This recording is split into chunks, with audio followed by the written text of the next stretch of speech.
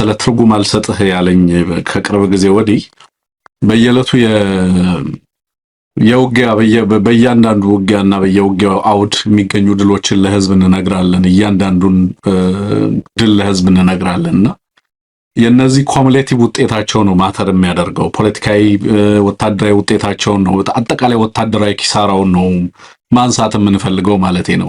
ሶ በምንም አይነት መንገድ ዲስካሌት ያደረገ ነገር የለም። አሁን ዋናው ልንናገር የምንፈልገው ነገር በየአካባቢው ያሉትን ባትሎች አይደለም ለህዝብ ልናደርስ የምንፈልገው። ሰዎች እንዲረዱን የምንፈልገው በየአካባቢው ላይ በየለቱ እየተደረገ ያለውን የውጊያ መጠንና አድማስ እንዲያውቁት ለማድረግ በዚህ ሂደት ውስጥ ያገዛዙ ሰራዊት በምን ያህል ልክ ጉዳት እያስተናገደ እንዳለ፣ ሽንፈት እያስተናገደ እንዳለ፣ በአንድ በኩል እየፈረሰ እየመጣ በሌላ በኩል እየተናደ እንዳለ እሱን ማሳየት ነው አልቲሜትሊ ዓላማችን ማለቴ ነው። ሶ ምን ያህል ሞተ ምን ያህል እንትና ላይ የሚለው መቁጠር አይደለም ፍላጎታችንና ግባችንም ማለቴ ነው። ጦርነቱ ምን ያህል ሰፊ እንደሆነ በምን ያህል በበርካታ አቅጣጫዎች በየለቱ የሚደረገውን የጦርነት አድማስ ህዝቡ እንዲያውቀው ነው። አንዳንድ ሰው ቀላል ዋጋ እየተከፈለ እንዳለ ነው የሚያስበው። በዚህ ውስጥ ያለው በሰብአዊነት ላይ የሚደርሰው ጉዳት በዚህ ሁሉ መጠነ ሰፊ ጦርነቶች ውስጥ ያገዛዙን አቅም በየለቱ ሀገሪቱ እያጣች ያለችውን ነገር በተመለከተም እነዚህን ሁሉ ፒክቸሮች ይሰጣል ብለን ስለምናስብ ነው።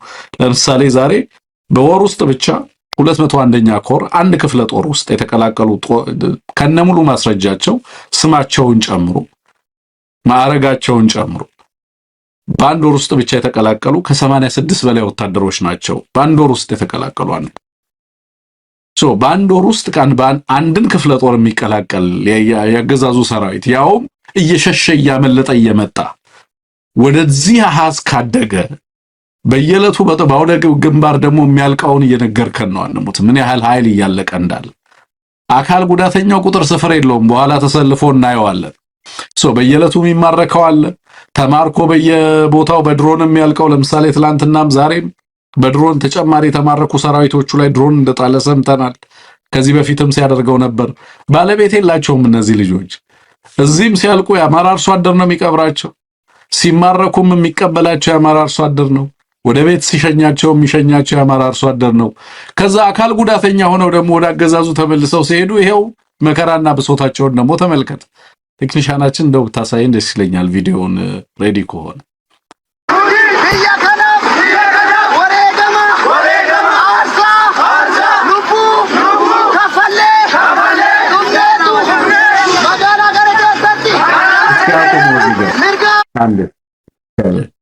የሚሉት በኦሮምኛ ቋንቋ ስለሆነ ሰልፉ አንሙት ትርጉሙን ባቀርበው ጥሩ ስለሚሆን ነው።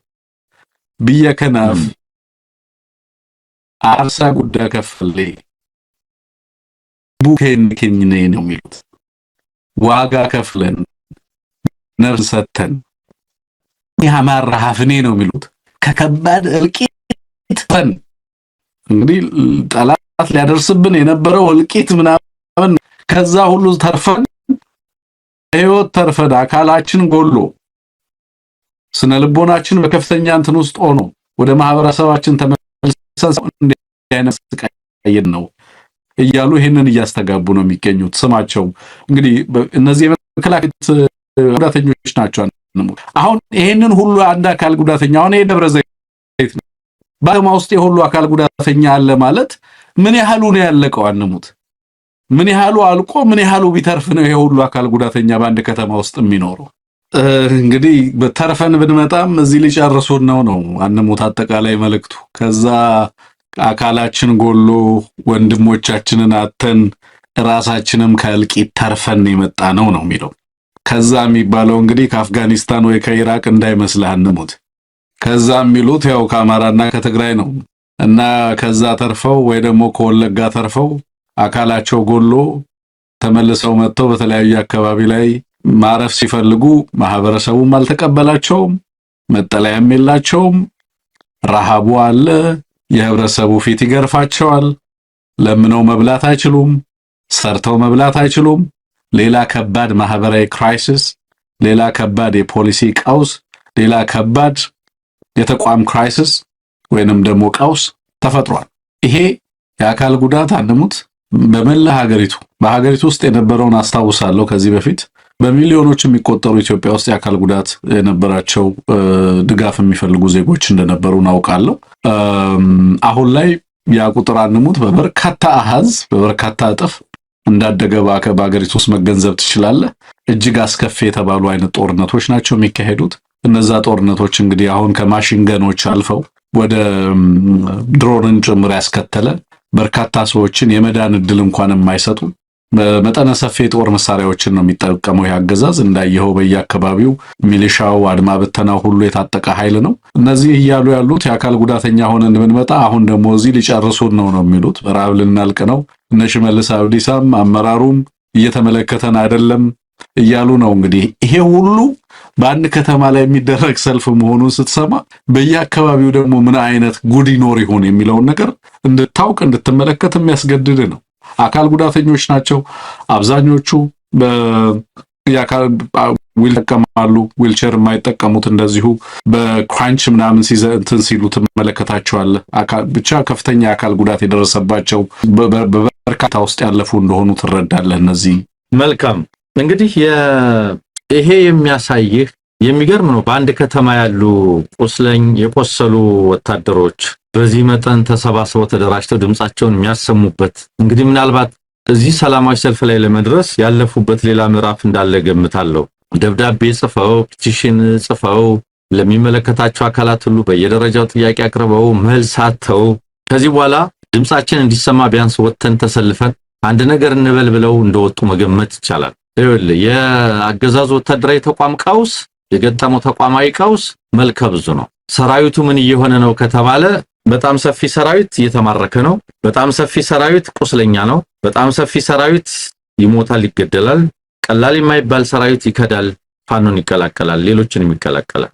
የአገሪቱ ሰራዊት ዕጣ ፈንታ እነዚህ ነው። ወይ መማረክ፣ ወይ ጥሎ ወደ ሌሎች ታጣቂዎች መግባት፣ ወይ መሞት፣ ወይ መቁሰል። ይሄ ነው ያገዛዙ ሰራዊት ዕጣ ፈንታ። ስለዚህ በዚህ ውስጥ ምንድነው እየሆነ ያሉት? በነገር ላይ የኑሮ ጉዳይ የላይቭሊሁድ ጉዳይ እየሆነ እያነሱ ያሉት ደሞዝ በወጉ ሳያገኙ አልባሳት ወታደራዊ አልባሳትን ጫማና ልብስ ዩኒፎርም በወጉ ሳይለውጡ ቤተሰቦቻቸውን ሳያገኙ እረፍት ሳያገኙ በመላ አገሪቱ በጦር ግንባር ተጠደው የመኖር ግዴታ ያለበት ሰራዊት ነው የተፈጠረው። የአገር ዳር ድንበርና ሉዓላዊነት እንዲያስከብር አይደለም ከህዝብ ጋር እንዲዋጋ የማያቋርጥ ቢያንስ ለአምስተኛ ለስድስተኛ ዓመት የቀጠለ የተዘጋጀላቸው ይሄን በማድረግ ሂደት ውስጥ የማለፍ ግዴታ የተጣለባቸው ናቸው። ጓደኞቻቸውን ይቀብራሉ፣ የሚሞቱ ጓደኞቻቸውን ያሉ፣ የመቅበርም እድል የማያገኙ ጓደኞቻቸውን ህይወት ያሉ፣ እጅ ሰጥተው ወደ ጸረ አገዛዝ ታጋይ ድርጅቶች የሚገቡ ጓደኞቻቸውን ነገር ይሰማሉ። ቁስለኛ ሆኖ በየቦታው የሚወድቁ የሚሄዱ ጓደኞቻቸውን ነገር ይሰማሉ ያያሉ። በእንደዚህ አይነት ሁኔታ ውስጥ ስነልቦናዊ አካላዊ መጠነ ሰፊ ሞራላዊ ጫና ውስጥ ያለ ሰራዊት በዚህ ውስጥ የምትመለከተው በነገር ላይ የቆሰሉ ቦርድ የሚወጡ የሚባል አለ አይደል? በነገር ላይ ሰራዊታዊ መርዶም ሞቱም የማይነገርለት ነው። መርዶም የለው። ተቋማዊ ቀውስ ስንል ዝም ብለን ለማካበድ ለፕሮፓጋንዳ አይደለም። ይሄ ወጣት ይሄ ሰራዊት ከመንገድ እየታነቀ በግዴታ እየዘመተ እየታፈሰ ወደ ማሰልጠኛ ተልኮ ወደ ጦር ሜዳ እየተላከ ሲሞት ሞቱ ለቤተሰብ አይታወቅም። መጀመሪያ ስምሪቱ ወደ ወታደራዊ ማሰልጠኛና ወደ ጦርነት መግባቱን ቤተሰብ የማያውቅም። ቤተሰብ ሲንከላወስ ልጄ ይጠፋ ብሎ ሲንከራተቱ የሚውሉ የሚያድሩ ናቸው። የቻሉ ገንዘብ ከፍለው የሚያስወጡበት፣ ያልቻሉ የልጃቸውን ማድራሻ ማየት የማይችሉበት ነው። ስለዚህ ሞታቸው የማይነገርላቸው ስለሞቱ የጦር ካሳ የህይወት ካሳ የማይከፈልላቸው ልጃቸው ታንቆ ወደ ማሰልጠኛና ጦር ሜዳ ሲላክ የማያውቁ ቤተሰቦች ለልጃቸው ህይወት ይሄ ካሳ ይከፈላል ተብሎ ሊነገራቸው አይችልም። አፍተሮል መርዶም አይነገርም። እንኳንስ የጦር ካሳው እንኳንስ የጉዳት ካሳው። ከዛ በተጓዳኝ የት ነው እየታከመ ያለው ይሄ ሰራዊት? እንዴት ነው እየታከመ ያለው? እንደምታውቀው በየወረዳው በየተራራው መቸለታ ማንባሰል ተራራን ስናወራ ነበረ። በየቦታው ነው መከራውን የሚበላው፣ በየቦታው ነው የሚደመሰሰው። ቀብር እኮ የለም። አንዳንድ ጊዜ የአማራ አርሶ አደር ነው የሚቀብረው። ቅድም እንዳልከው የስናን ተራራን የቀብር ቪዲዮ ስንመለከት እንደነበረ ታስታውሳለህ።